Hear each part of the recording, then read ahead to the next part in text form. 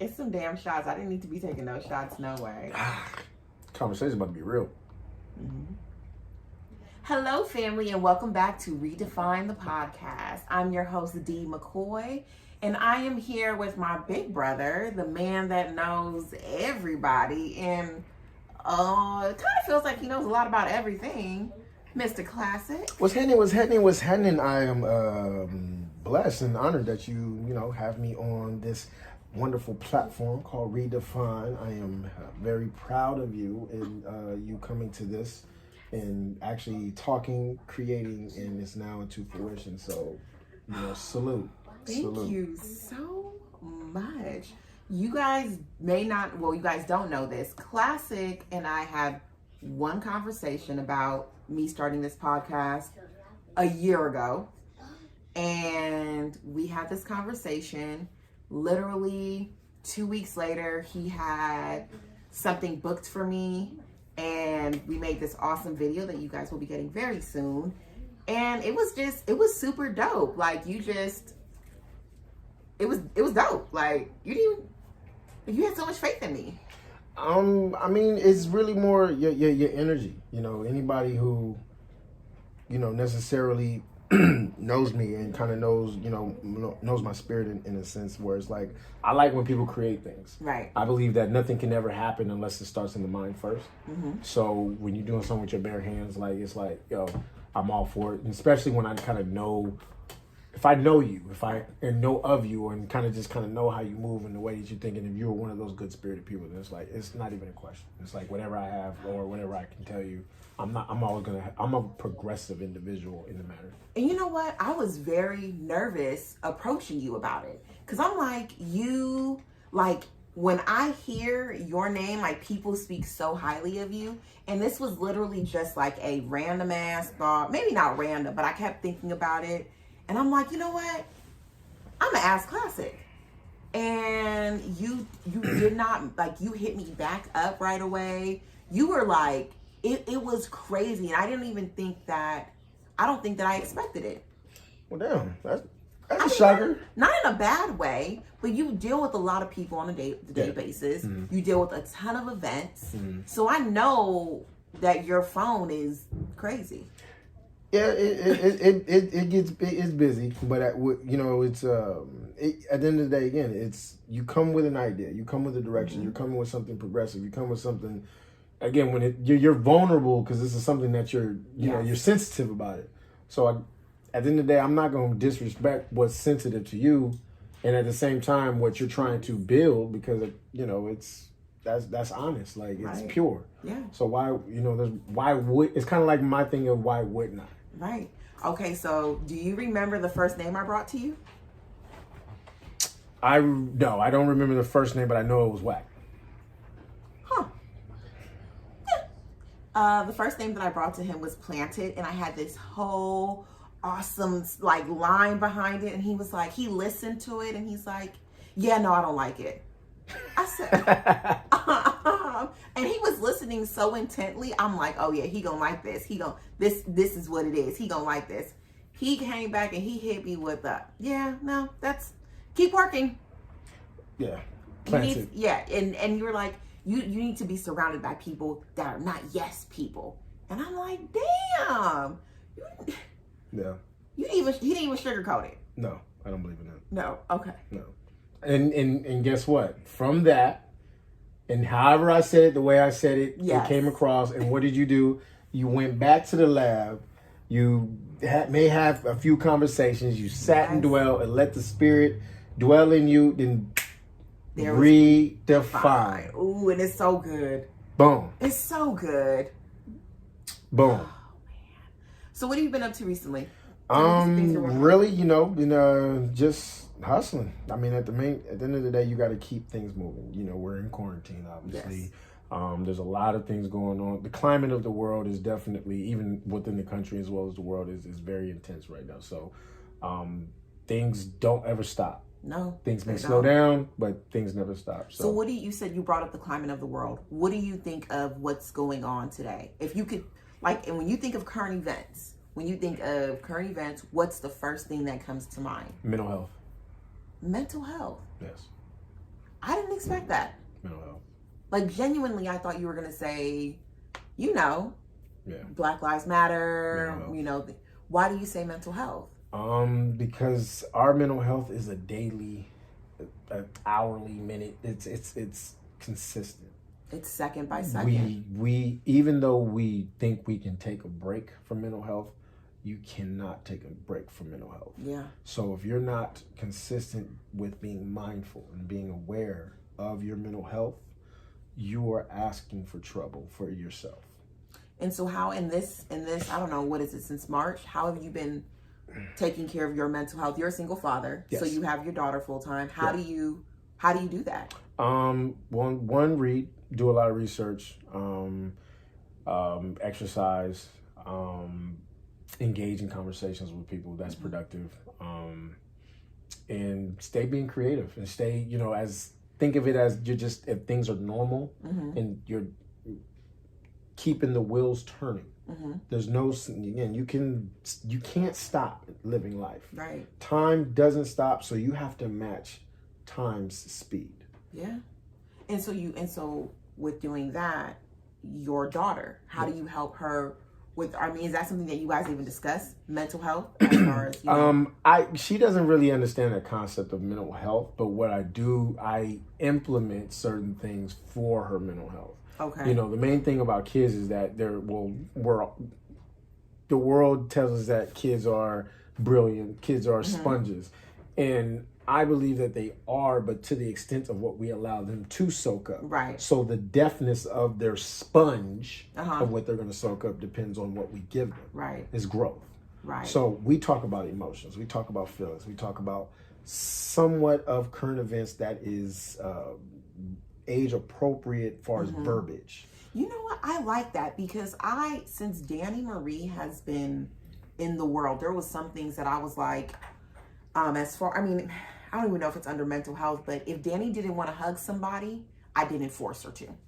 I didn't make her if she was just because I felt like that was her woman's intuition saying no.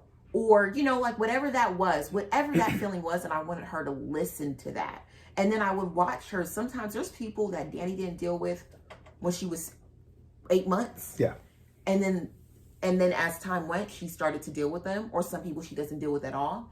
And she, she's respectful. Hello, but she might not hug you. She might not. She's guarded. She's very, but I feel like one thing for sure was that I wanted her to listen to that voice that was within her saying, whatever it was saying. Yeah. Whatever it was saying. And I feel like, I don't know if that's even under the mental health umbrella, but I feel like that's teaching her to trust her, whatever it is in here. I would agree with that to an extent. It's obviously I'm not a psychologist, but I would more or less say that, you're allowing her to feel and whatever that feeling results to is what she's going to do. Yeah. And that is a good thing because there's parents and there's people that allow kids to do what the hell they want to do, but don't give them guidance. Yes. And there's parents that don't let their kids do what they want to do and then they suppress.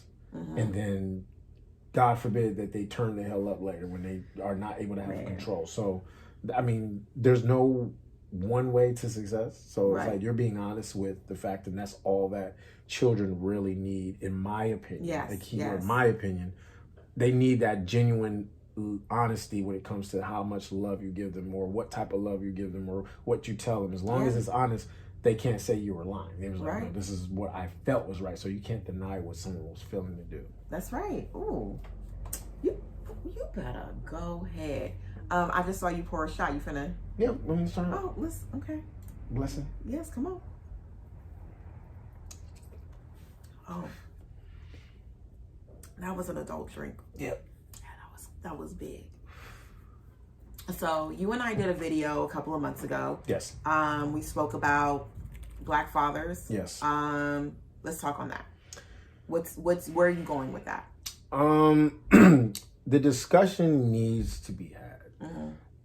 It's very therapeutic for me, to be honest. And my mom, she kind of was the mustard seed and the reason why I kind of bring that out to the forefront a little bit, because just my overall situation, how I became, you know, this single father, this man who has his child majority of the time. Yeah. You know, it's one of those, it's kind of like one of those love stories where you be like, damn, why did it have to happen like right. that? And it's like the ones with the ending where he's like, fuck, like you just want more. Right. But it's like, you kind of have to just wait. Like, it's one of those things like you just wonder the follow-up. It's one of those love stories where you just want the follow-up, but it's like, you gotta wait. So do you think that being a single father, or do you think just being a father in general is the hardest thing you've ever done? Being a father is the easiest thing. I always say being a parent is easy and dealing with kids is easy. It's just dealing with the other parent. Yes. It's always the hardest part.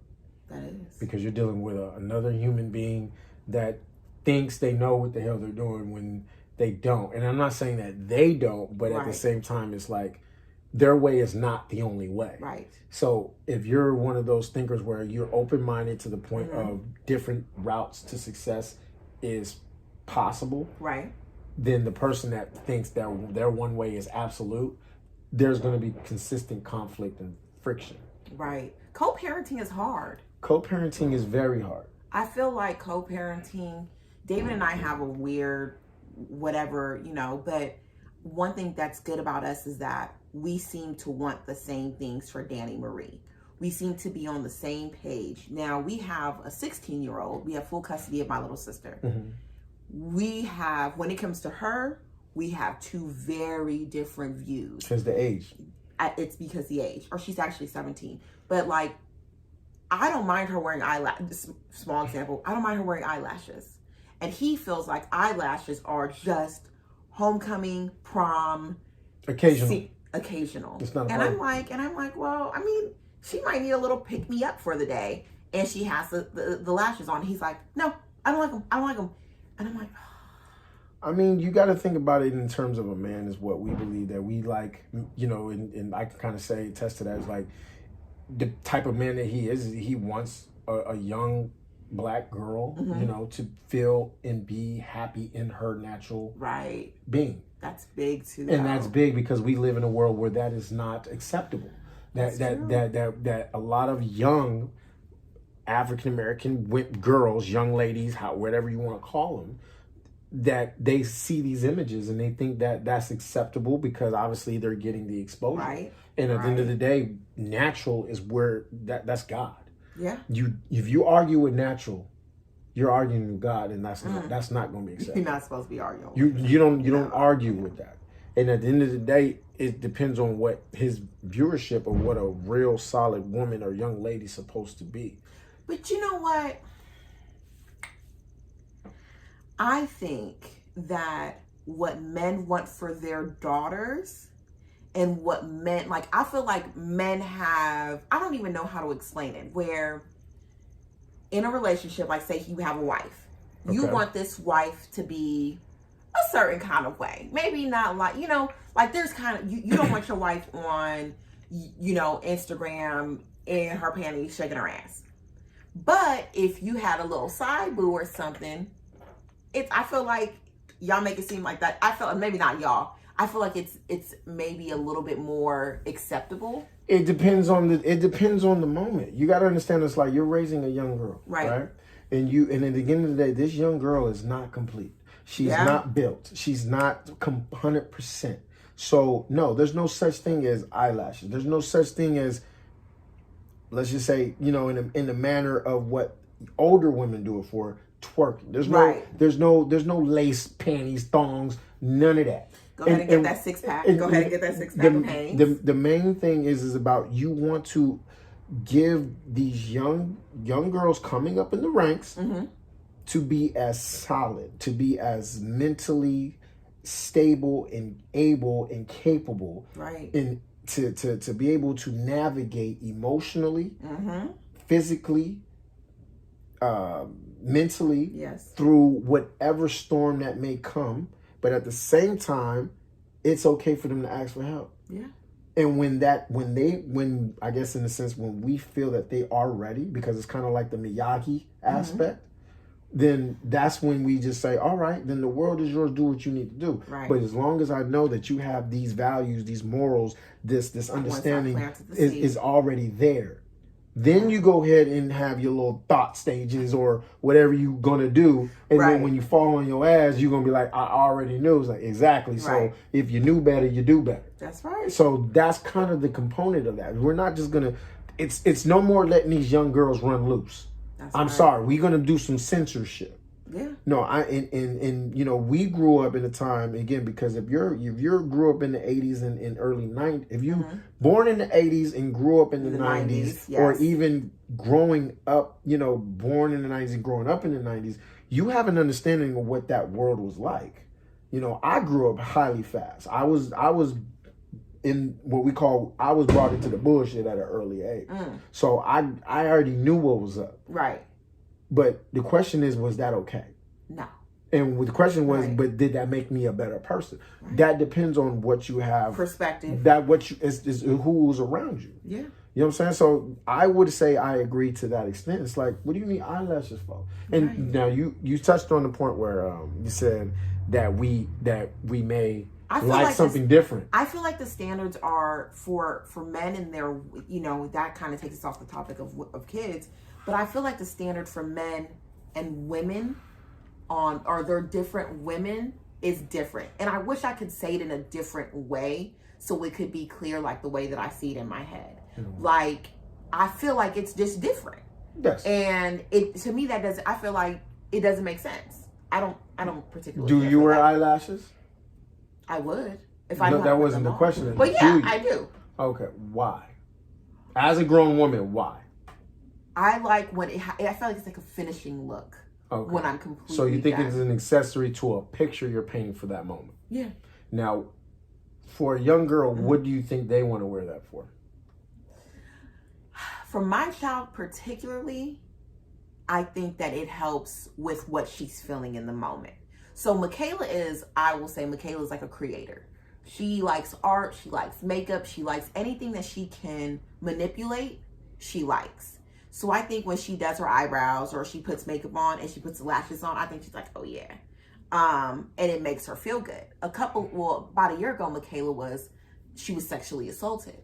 So there's a lot of things that we watched her go through this process, right? Where she went through hating her. Okay. And she went through like having being completely just depleted.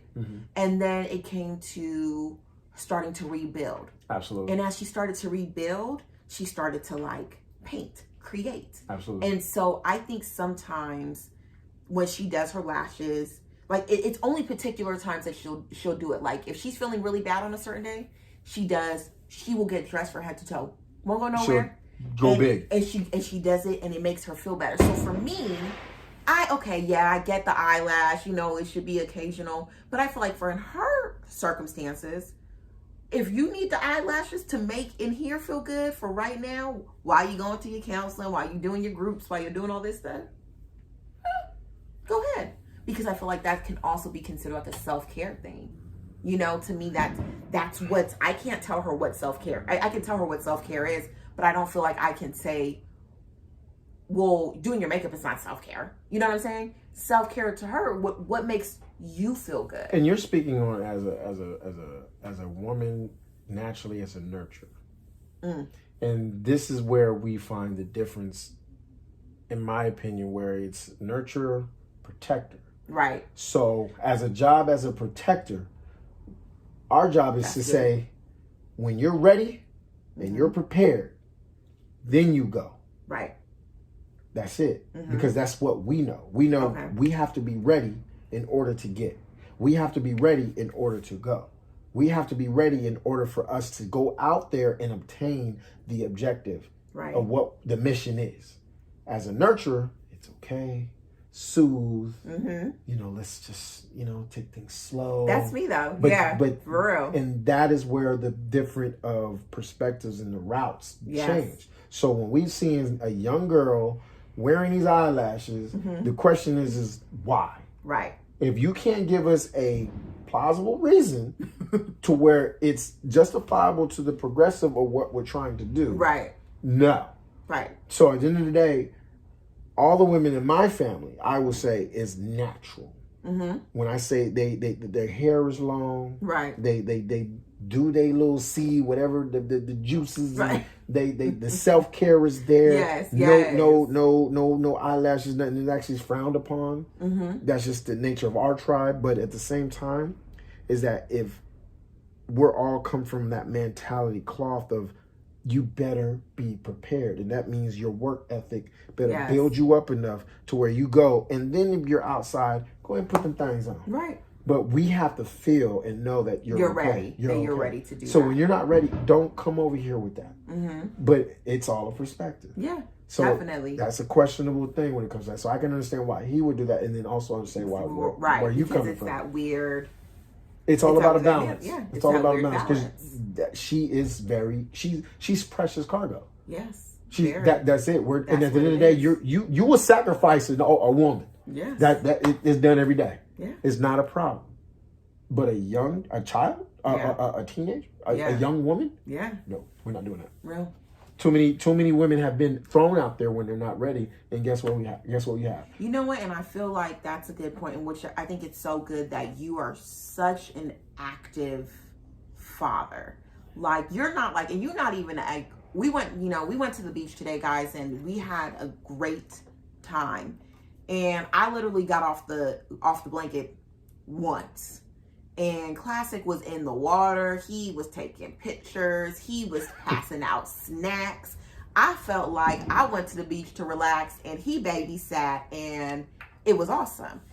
You're so active. I feel like that is the biggest thing in raising a daughter. Yes. Like, if I can think of moments, and I think I've said this to you before, I can pinpoint moments in my life where I needed my father, where I needed him to stand firm, where I needed him to correct me, where I needed him to speak, for him to care. Okay. For him to care. And not to be like, you're not going to do that because I said I said don't do it, because I think I need to like, don't do that, Deanna, because of this. Yeah. And because I love you. Yeah. And there I can pinpoint moments in my life from 14 to 30. 14 to 30 where my father could have been pivotal in my life. Damn. See, that's pivotal. It could have been life-changing. Yeah. But I was just in these streets. Like I was just doing what I wanted to do to feel whatever. Right. I don't even know what I was searching for sometimes.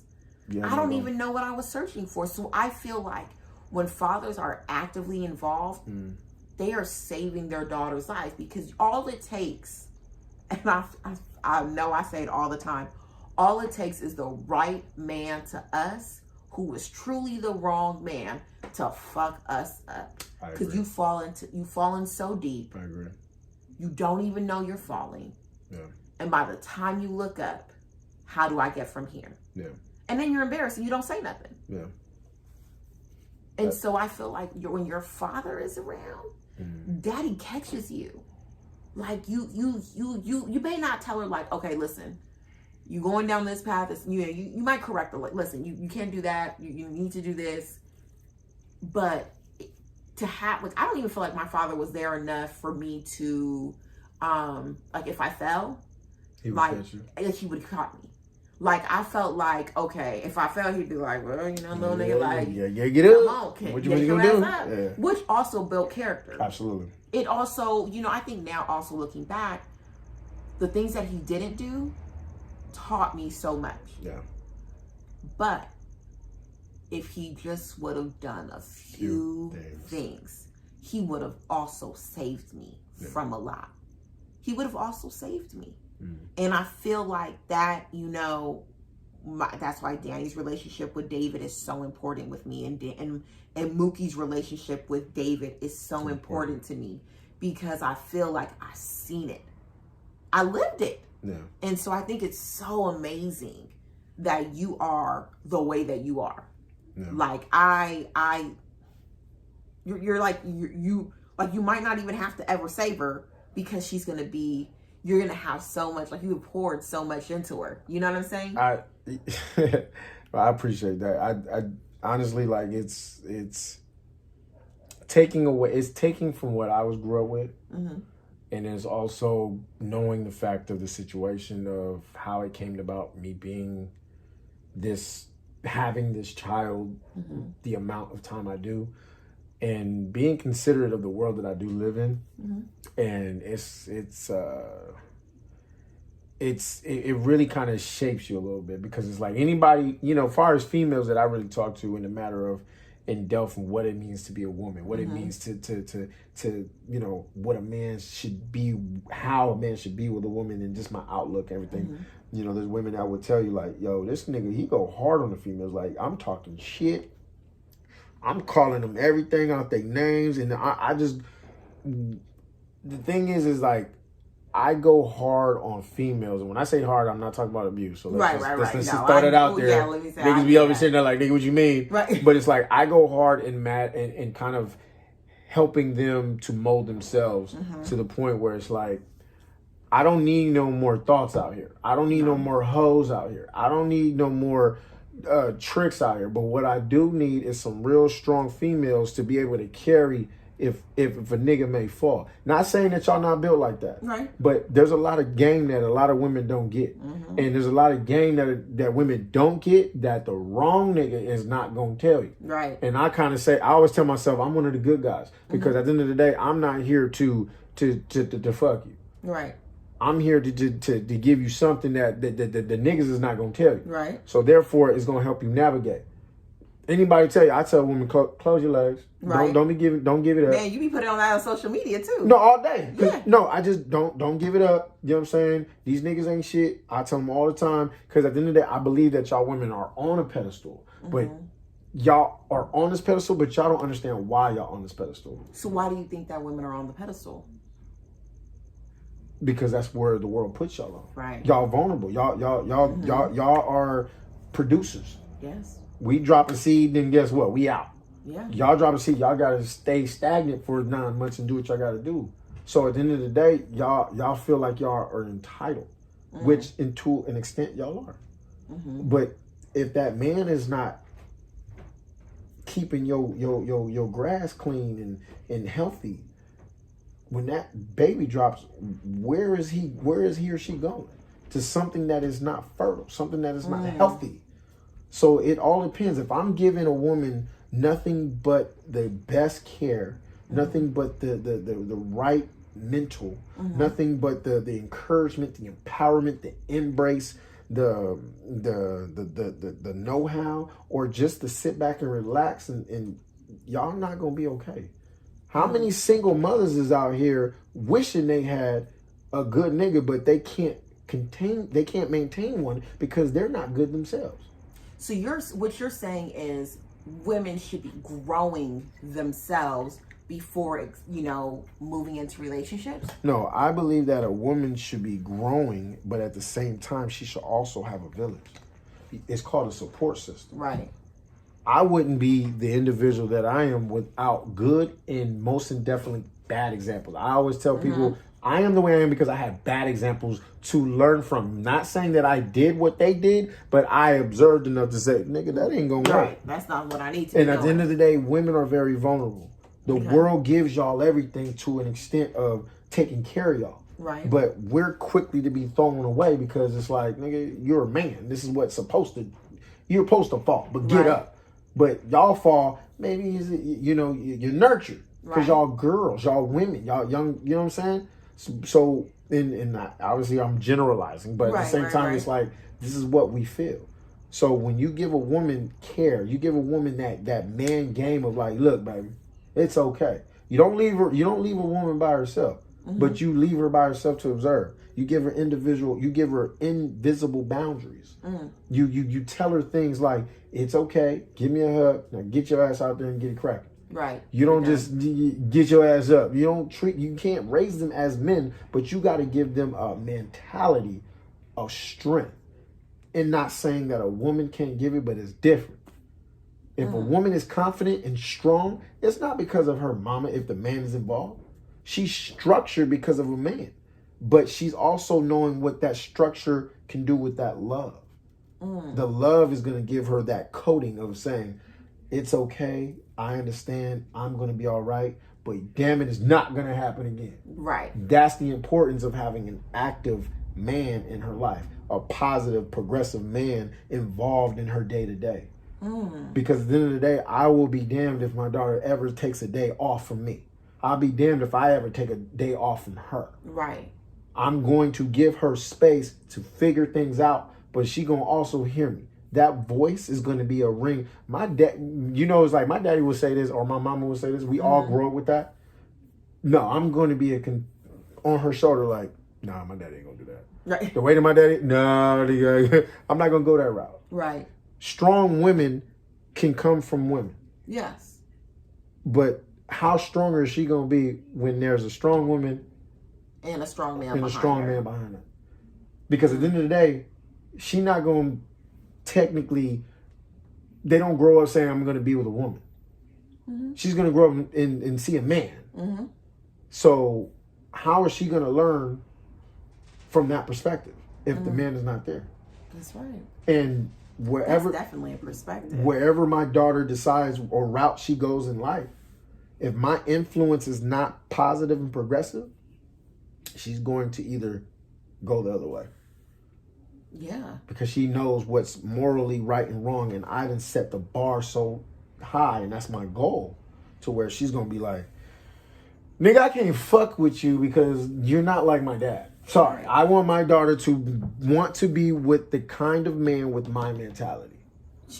And I feel like most women end up with men like their fathers, whether they want to or they don't want to. And it's the same way for men. Yeah. We want to be with women just like our mothers. You think so? Absolutely. I'm living proof. Why do you say that though? Well, because in the sense of my mom, there's no woman that's harder than my mother. There's no woman harder than my grandmother. I've never met. Okay, so you mean harder? What is that like? When I say harder, she can't be moved. Okay. It don't matter what you throw at her. She gonna cry. Right. She gonna be upset, but you can't. She don't break nor bend. And she will cuss your ass out and let you know the real business and drop you quick as you stand. Right. If you cross her. So when it comes to that to me, that's that strength. Yes. Regardless of the trauma or whatever experience she had, that's a different story. Yeah. But at the same time, when I see my mom, like, growing up, she's never been one to fold under pressure. And that's the kind of woman I love. And that's the difference between, like, my mother she's a good woman. My mother was, she was on drugs for a long time. But my mom is, if it gets windy, she might flow away. And so one of the big things for me was, I don't want to be that. Yeah. I mean, from the moment that I was able to identify it, I didn't want to be that. Okay. And so I did, the opposite. You said it today. When somebody asks me, you need something? No, I got it. Yeah, I'm good. Yeah. No, I can do it.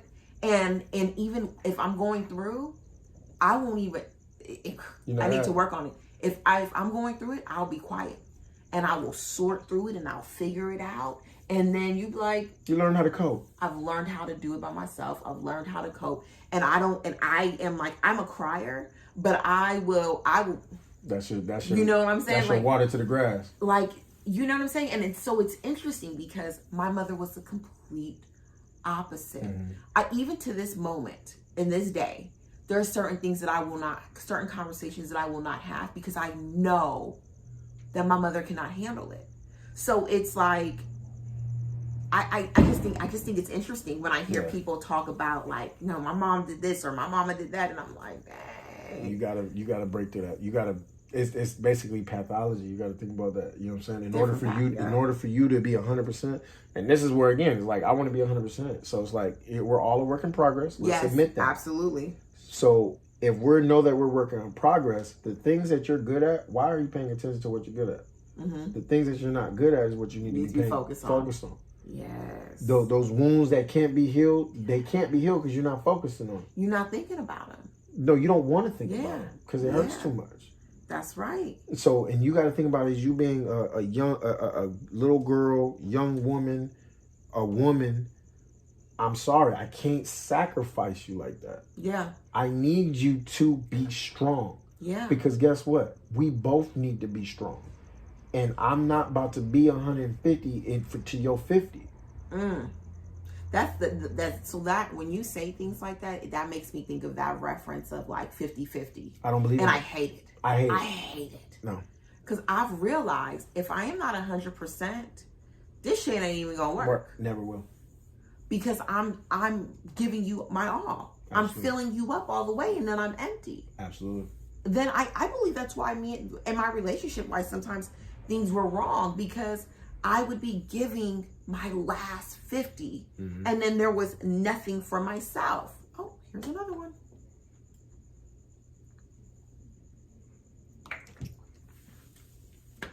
I agree, and you can't. As a woman, y'all are the most, and we'll even get it a little bit specific. We generalize as a black woman, because obviously I was birthed by one. Yes. I am not supposed to look at no weak black woman. And for me to raise a young girl to be a queen, and her mother is highly important. Yeah. And even today, I am learning more so on why it's important that it is for her to have her mother in her life. Yeah. Because she has someone to identify with. She's not a boy. Yeah. It'll be different. So she needs someone to identify with. So it's like, I got to go the extra stretch. Yeah. But at the same time, I still got to give her that game. Because her mother's not going to give it to her. Hell, because we still figuring the game out. We're still figuring it out. And there's women that have, though. This is the thing. There's some women right now that got it figured out in the matter of themselves. They doing all the 4 pillars, and they really are getting to it. Yes. But those that are not, it's not saying that they falling behind. It's just they need a real one. And when I say a real one, a nigga that's going to either meet the standards that are already set, that is progressive for that woman, or raise them higher. Yes. So that's why I tell a lot of women, close your fucking legs. And I tell a lot of women, these niggas ain't shit. Not to say that niggas, there's a lot of niggas ain't shit. So you saying you ain't shit? Yeah, I ain't shit neither. If you gotta question that to figure out with your mentality, just leave niggas alone. If you are, it's kind of like this. When you got you and your homegirls, right? Y'all all living life. You're going through your situations in life, whatever they may be. You always got those few girls that are making the money. Mm-hmm. You know, they got the tangible, you know, the materialistic things. They popping, they doing their thing, right? And they educated. They're going the route that they should. Mm-hmm. And then that 1 or 2 homegirls, when they finally get a nigga, guess what happens? The progression stops or slows down. Why? The question is why. Don't need it to be answered. It's why. And then you always get that conversation You always get that conversation of, I want to have somebody. I want to feel love. I want to give love. No, that's not the fucking route. Like, I can argue with any woman. It don't matter. That is not the fucking route. Like, you're disrespecting yourself. Because let me tell you something. For any woman that is on her path, who's working her ass off, who's going to school, working her job, raising her kids if she has one, or constantly, you know, being an active person within her community or in her family, a nigga's gonna slow your shit down. Because guess what a nigga do need? He needs a woman. And guess what that woman does for that man? Gives him attention. Guess what that attention means? That means you're fucking sucking, cooking, and making sure that his shit is elevated. All of that. And she has not learned how to multitask that. Come on. So stop it. No, I'm real shit. Stop it.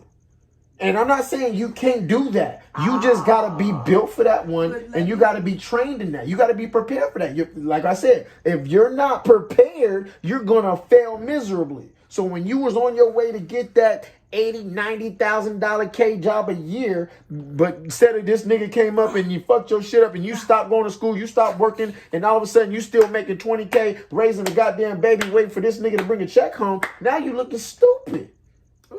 And because you didn't get game from your daddy or your uncles or your punk ass mama, now you're looking crazy. See, if you can't say amen, say out. I'm just saying to keep it. I mean, again, this may not apply to every woman, but I'm saying to the general aspect, it do. I'm not talking to the exceptions. I'm talking to the majority. Right. So when I say that, it's like, no, I'm not trying to. No, when you come across niggas, yeah, you got to eye these niggas all the time. You got to, again, every man is taught to work. If that nigga's not willing to work and he's only willing to be lazy, then you need to drop that nigga. I don't give a fuck how much in love you are with him, because at the end of the day, you should never love a man more than you love yourself. Come on. But again. But then it starts from the beginning, because if you don't, I had a conversation today about if you love yourself, once you love yourself, then what? There's nothing that can like keep you off your game. I know a woman that says, I know a woman right now that say, I love you, but I love me more. So if that's the case, keep that same energy. Always don't you ever put no nigga before you, because guess what? God is gonna always handle his business with you. Mm-hmm. And I know women have needs. Let's just keep come on, G. So at the end of the day, guess what?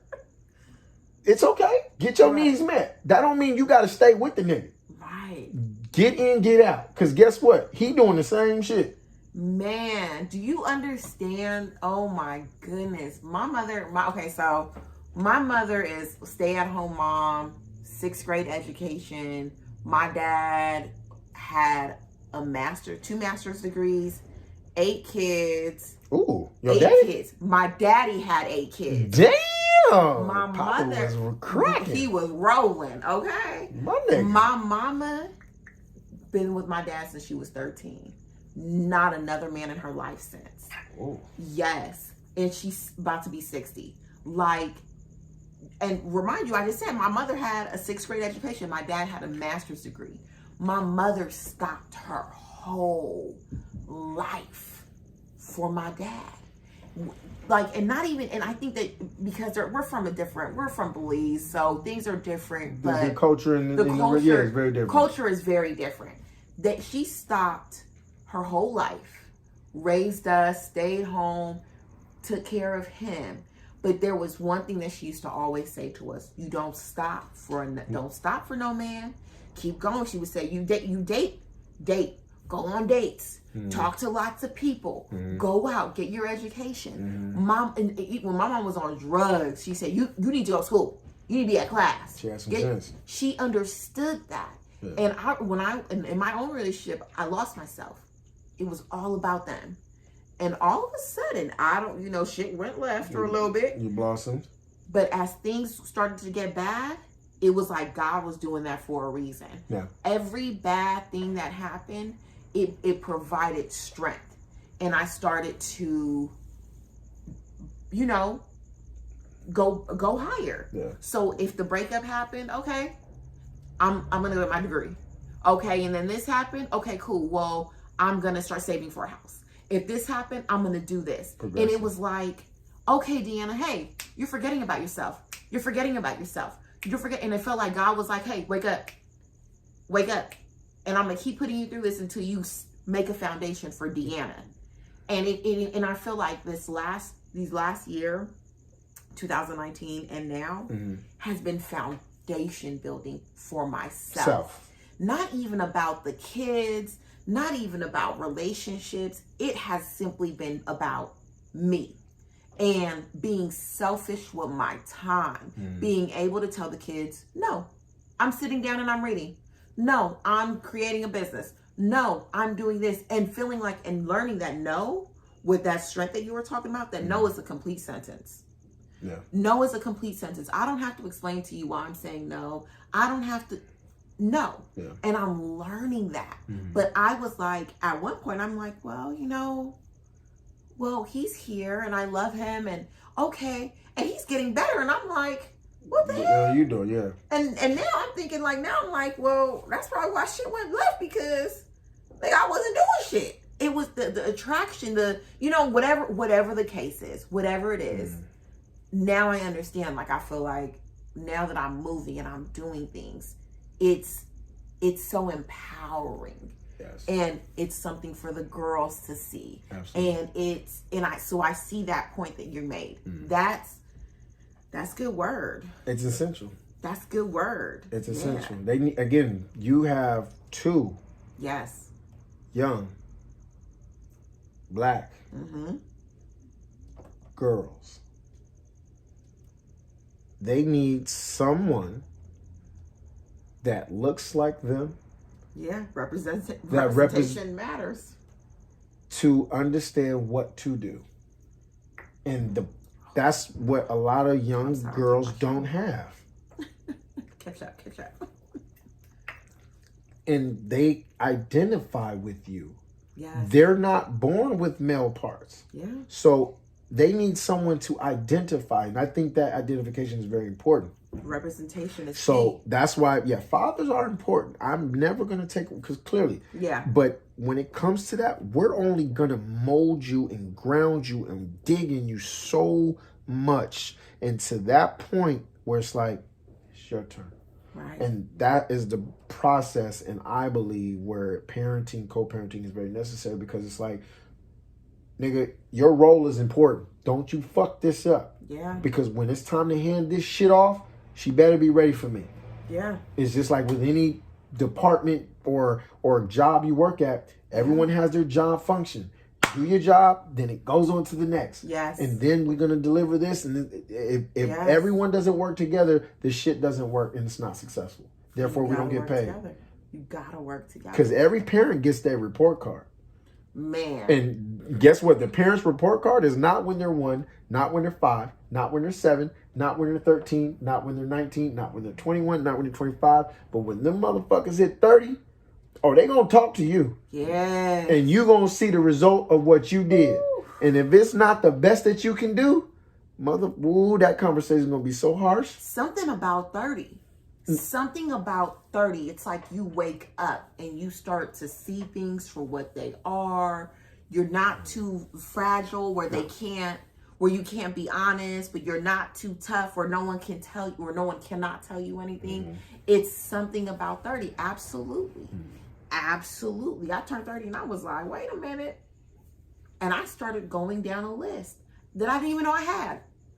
I started going down a list. I feel like when you're in therapy and you're sitting there and they're like talking to you, the first place they start is with your family. Absolutely. With your They break it down. The origin. The first place. So, tell me about your family. Tell me about your relationship with your mother and your father. Absolutely. And then it starts to grow. Yep. And then you're like, oh shit. Yep. That's why. But that's good. Report card day when you're 30. I'm trying to tell you, because and the reason why I say that is because I talk to my parents, and this is a little bit before I turned 30, but it's more or less like, going through the experience that I did with the fact of why I have my child. I had a long conversation with my mother and as well as my father, collectively and separately.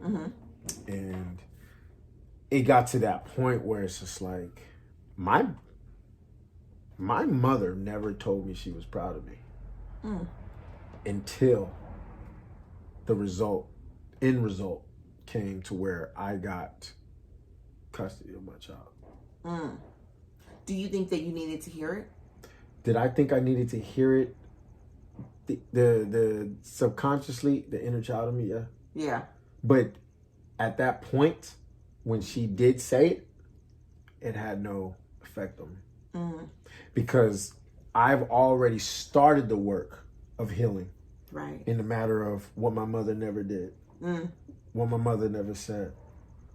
So it was kind of one of those things where it's like, for sure. It was like, it was easy.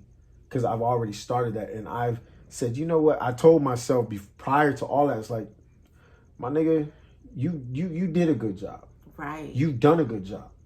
You know, I don't need the validation from anyone. Well, actually, when I say from anyone, I say from no woman. Right. Because at one point in life, I was looking for validation from a woman in the matter of, you're being a good father. You're a great father. You're here every day. You're providing. You're doing this. Right. But I've never gotten that. Okay. And then you revert to that and you think further. It's like, damn, I never got, you know, my background, a little quick background is that both of my parents are Marines. So that kind of tells you a little bit. So they're very like stern, very. It's black and white all day. Okay. So when it comes to that, it's like, I've never gotten that. So I was always seeking that as a child. Like, damn, man, like I dropped 35 on these niggas today. I ain't get no hug, no nothing, no pizza. Like, oh, sure. Like that's what you were supposed to do. That was, but yeah, like. And so you didn't get any kudos. I got no validation for nothing. And I've always been a child. I've always been even to today, I'm always a person that's poked and proud of that because it's like, I'm always being watched. So I learned how to move so quickly that even when you don't think I'm moving, I don't blink. So I had to learn that because it's one of those things that as a man, we do seek that. So it was to that point where it's like, you know what? My mom gave me that. I'm proud of you, son. She gave me the sincerest, you know, she said that. And I'm like, for sure. But it had no effect on me because I got rid of all of that toxicity, whatever. Right. Out of my system. You know what you said, inner child, that's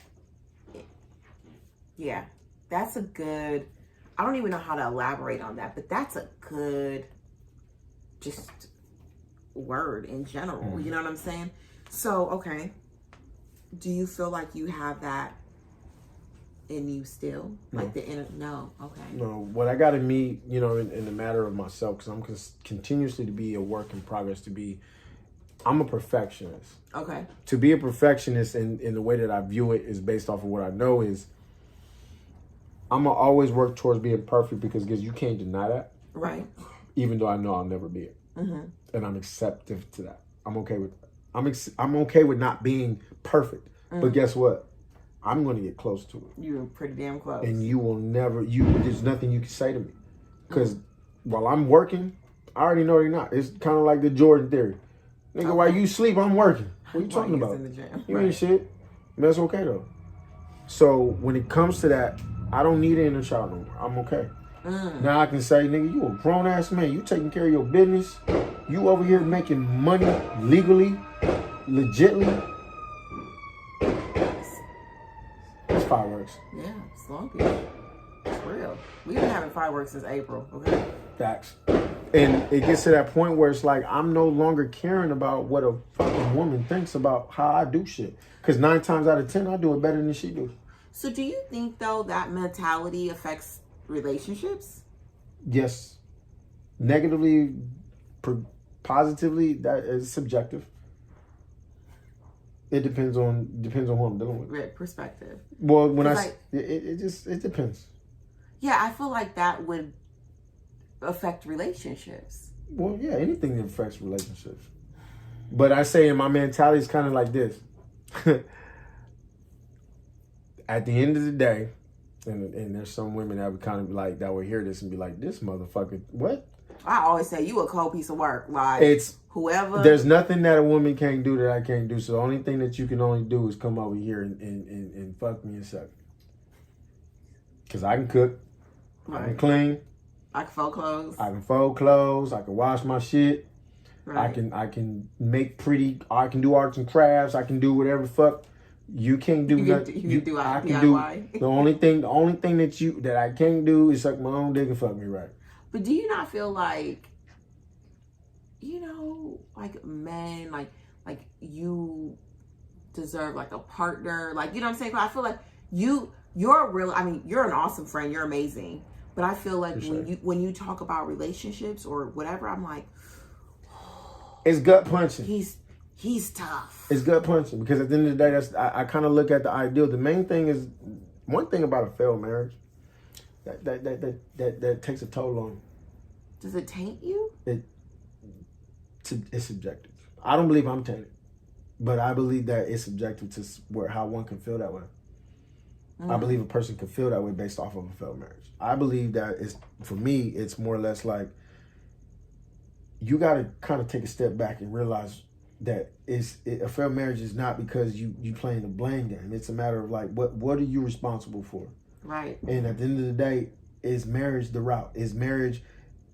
I believe in marriage. I just don't believe in people can uphold that, the sanctity of that. Would you get married again? No.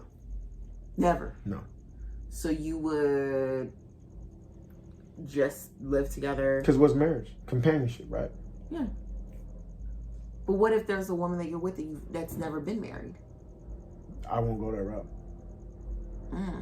And before I dive into her, you would let that be known? I will let that be known. Right. We will have the discussions. It will be a continuous discussion in a matter of what are you okay with. Because a woman who has the ambition, keyword, ambition, to be a wife, I'm not about to waste your time. And right. I'm going to be honest about it. I'm not going to waste your time. Go find those niggas. Go find a husband. Go find No. Go find a man who's willing and wanting that. Right. And if I'm not wanting that, why deal with me if that? Like, at the end of the day, throw me in the trash. I'm okay with that. Right. Throw me all the way in the trash.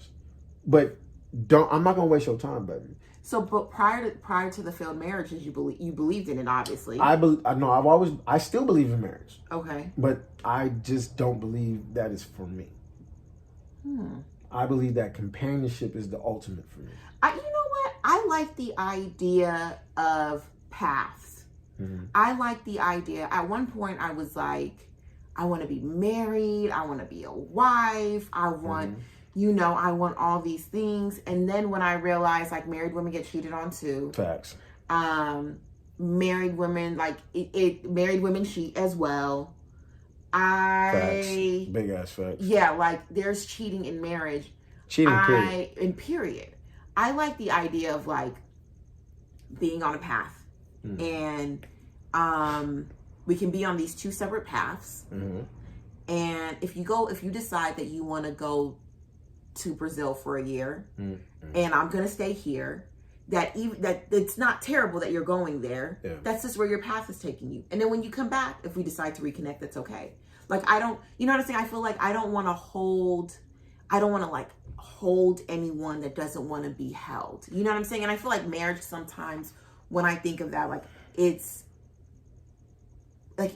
kind of like making a person stay no matter what. You know what I'm saying? I don't know how to really describe it. I get what you're saying. I think it's more or less a challenge of perspectives. I mean, I always say, you got to align yourself with like-minded. So with like-minded, there's no need to argue. There's no need to debate. But what I will say is that with marriage is work. Yes. But relationships are work. Work it's always been that way. It's always been that way. Hard. But I'm saying marriage. Fuck a relationship. I'm talking about marriage. My father's told me, nigga, the work starts the day after. And my parents have been married for over 40 years. So I'm not gonna question this man. My parents have been together for I'm not 30 plus, yeah. I'm not questioning this man because he has shown me the way. And the way was this nigga never had his daddy. Right. He raised 2 boys, gave his wife everything, hustled his ass, let his wife go to school, graduate, degree, get a better job, and took care of everything. And can't double back. And now she got the job, and this nigga's still doing the same thing and taking care of everything he's supposed to do. Now, regardless of the times, the generation, the way that the world was working, regardless of what it is, he was a man first, and he took care of his 2 boys that he took on his back, and he raised actually 7 sisters on his own. Let's not say that because he's the oldest of 8. So, with that being said, that's a good example, man. It's undeniable. Yeah. The relationship, you can't break a better bond. And don't even think about it. You got 2 military motherfucking nigga, Right. You not about to talk shit to her. Cause guess what? If mama's not feeling you, nigga, and she go to him, nigga, he coming down and everything gets shut down. And you better hope that you wasn't the reason why everything gets shut down, because you about to feel the wrath. So with that, I call that the unbreakable relationship. So guess what the type of dude, guess what I want? I want that. Right. I just don't need the marriage certificate to do so, because I already went that route. Clearly, yes, maybe she wasn't the woman. Maybe I wasn't ready. Maybe whatever. There was a lot of different things that we can argue. But however, what I say, I want companionship. That lasts longer. I want a, lack of better words, I want a bitch that I can sit on my motherfucking porch with, drinking lemonade, talking shit on these niggas outside, these young kids throwing the football. Y'all motherfuckers don't know what y'all doing. Back in my day, we used to be up on these shit, mother. Like, I want to be that. Right. But that I want that woman to say, yeah, baby, you knew what you was doing. Right. You know what I'm saying? Encourage me bullshit. When she come out for her retirement part, I'm saying, yeah, baby, you done did that. Fuck these niggas.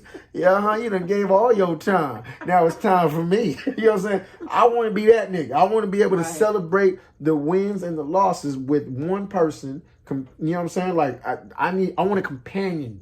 I want a person that is undeniable. I want a woman that's never going to go against me, because you know what? I'm not going to go against her. And we're going to communication only stops when you stop talking. I talk about my relationships every day. I like to do that, because at the end of the day, it's like board meetings. It's like department meetings. It's like going to work every day. Yes. I'm going to work every day. I may not like my job every day, but motherfucker, I'm going every day because it pays me. Right. If I'm not giving to her what she needs, guess what I'm not getting? What I need. It's called exchange. That's right. If I respect the exchange, why am I go against that? If she's a good woman, motherfucker, I'm doing overtime. I'm going on retreats, even if I don't want to. That's good. That's good. Thank you, baby. So, I mean, again, at the end of the day, I'm looking at my daughter and I'm saying, look, if my daughter can be with a type of nigga like me, and let me just say this. So you're one of the men where someone says, well, do you want a man, or do you want your daughter to be with a man like you? You'd be like, oh yeah. Because nothing ever happens on my watch, and there ain't no woman that can say it has. That's right. Period. Because you're solid. Like, for real. Even as a friend. I mean, you're a friend. Like, you're solid as fuck. That's not for me to say. I mean, yeah, all right, never mind. No, I'm just saying. I'm just saying, it's not for me to say. But at the end of the day, again, I'm gonna admit I'm a work in progress. I still tell a woman I ain't shit. But at the end of the day, ain't nobody can ever say nothing happens on my watch, because at the end of the day, again, I am who I am, and I'm gonna respect the game and whatever institution of the game I'm playing with. At the end of the day, a woman's safety should never be compromised. I'm not in the streets like that where a woman throw away that bitch, nigga, it's all good. No. I come from a different side of gangsters where it's like women and children should never be sacrificed. We gonna handle this differently. So yeah, there's not many people that play it that way, and that's fine. That's fine. That's their thing. That's fine. But at the end of the day, when you come over here, I draw the line in the sand with everybody. And one thing that you're not about to play with is my child, my money, and my food. And when I say my food, it keeps me healthy. It keeps me alive. Keeps you going. So you play with these three things, you're going to see a different side of me that clearly you don't want. I'm the Grim Reaper. I'm not going to play. And when I say it's God's business, but you don't ever want to dance with the devil, my nigga. And I will look you got to look me in my eyes. And if you don't, I already know I got you. So play chess, because my daddy played chess, and I play pretty well. If he's Mufasa, nigga, guess who I am? Simba. I know that's right. So it's all respect. So don't play with the women. Leave them alone. Because I guarantee you, I call this nigga right now and he say, if anything happens to my mom, I guarantee you the whole world getting blown up. That's love. No, it's called respect. Right. Oof. It's called respect. That's good. Love is respect. To respect me is to love me is to respect me. And women are the opposite. To love you is to respect you, and to respect me is to love me. If you love me, you respect me. That's right. But if I respect you, then I love you. So I'm going to give you that. I think I'm in the place where I prefer respect, not over love, but I feel like respect is big. Depends on how you get it. Yeah. Depends on how you get it. And this is what fathers want to teach their daughters. Mm-hmm. I'm gonna tell them. And it may sound toxic. Okay. Baby, don't worry about that love, because that love comes automatic. It comes without you seeing it. But the respect is the look in your eyes. The respect is the handshake. The respect is the money that they're giving you. The respect is the honesty. The respect is always the honesty. To be honest is hard. Yeah. No, it's not hard. You don't think honesty is hard? No.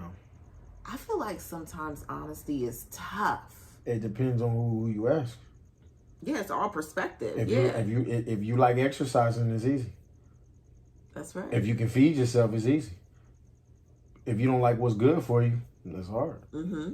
So people deny themselves of what's good all the time. That's why they don't take good advice. That's the reason why people don't go the route that "I told you so" would never be a phrase if motherfuckers took listen the first time. Exactly. Right? And we all denied what's real to us. So it's like, no, honesty is what it is. If I can give you my phone, that's honest. And I say just literally handing you my phone is easy as handing you a phone. You gonna hand the phone and get the password? For what? You gonna see what you don't want to see anyway. I can tell you that. You want bitches in my phone? I don't give a fuck. What you gonna do? Leave? Next. I always tell you your delivery is so awful. Well, I mean, if you can take it, you good. Like right, it's like taking a shot. Right. If you can take a shot, you can take at least 2. You good. But at the end of the day, guess what? I want that woman to be the same way. Right. Because guess what? When it comes push to shove, when we have a conflict, we can resolve it. When it comes to dealing with the outside world, then I know, and I don't need you to shoot. I just need you to know how to shoot. I would never ask you to shoot, but I need you to know how to shoot. I never want you to fight, but I just need you to know how to fight. Just in case. No, I mean, it's just, if I feel like pressing that button. Click that for me. Easy. What's that? The close. Boom. It's that easy. Because, again, a woman must be prepared. Even if she never got to do it. It's like, nigga, I can handle a 22, a motherfucking 4, an AK. It's okay. But if I don't need you to do that, baby, just know that you know how to do that. Right. And we're going to touch up on those skills. Classiq. You alright in my book, man. Oh, for sure. You know what I'm saying? You alright in my book. Let's take one more shot before we finish this I'm up. going to finish the whole goddamn bottle. I can't do this again, though. Because my eyes is low. Exactly. I done taken all the shots like it was a birthday. I don't even know. Poor David. He don't even get his bottle back. He don't. Hey, I'm gonna give him another. I'm gonna reimburse you. I'm gonna give you, dog. Don't worry about it. I'm gonna reimburse you. His nigga like, yeah, this motherfucker I'm right gonna here. add this to like what I do when I do these podcasts because these are awesome. Ooh, here it goes. Yep. And but since you did successfully on your podcast, I just said I wasn't taking no more. You did it successful on your podcast for ReDeeFined. You actually did something that is hard for most individuals. There's no gender to this. I got to toast to you. So the toast is to the respect of you creating, yes, you deciding, yes, and you embracing. I think I'm getting too much. I'm getting emotional. To being redefined. Damn. Oh, that made me emotional. Ooh, shit. Oh my God. That's real. Family, thank you so much for tuning in to ReDeeFined the podcast. I am here with my big brother, Classiq. Thank you so much for coming. We had a long day today, and you were solid the whole way through. You worked with me. I appreciate you. Thank you, thank you, thank you for believing in me and being that friend. Like, I appreciate you. I met you through David, but I appreciate you being Deanna's friend and being my big brother and looking out for me and knowing that, like, you're here. Absolutely. I appreciate you having me. I appreciate you being in my corner. I've drank too damn much. I appreciate you being in my corner. Of course. At the end of the day, a win for you is a win for baby girl and a win for D-Mac. At the end of the day, it's I tell my daughter one thing. I ask her one question. What's the 2 things you need in life? The answer to that is respect, love. That's right. If we have that, there's no problems. That's right. You need to progress.